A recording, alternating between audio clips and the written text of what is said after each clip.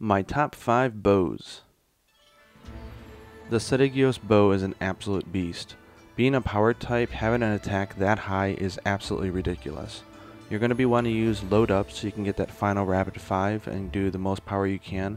And this thing also has a special ability where the close range coatings get the attack raising boost that power coatings get as well, so this thing's crazy. Right on its heels though is Molten Tigrex, which we like to call in Japan the kitty bow.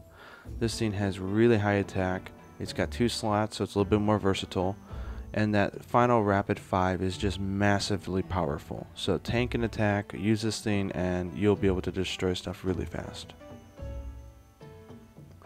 It was hard to actually get a top 3, 4, and 5 after those two, but if I had a pick it would be the Spread Pro Brachydios because I love Blast.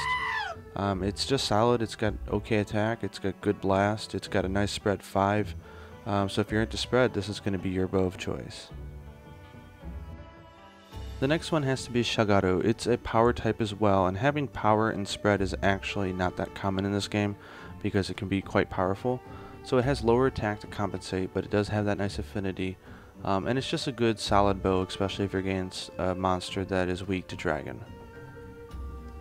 Because I don't personally use Pierce, I wanted to give my final one to another spread type. The Heatful Elizabeth is incredibly solid. It's got nice attack, it's power type, element, slots, and spread 5 as well, but you're going to want to definitely use the add power coating to get the most out of this bow.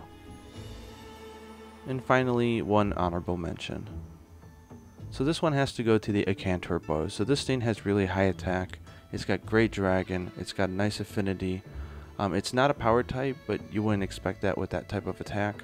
And I think you can place this 2 different ways. You can do this as a pierce bow, or you can go ahead and do load up and use it as a rapid shot as well. It's just powerful and looks really cool.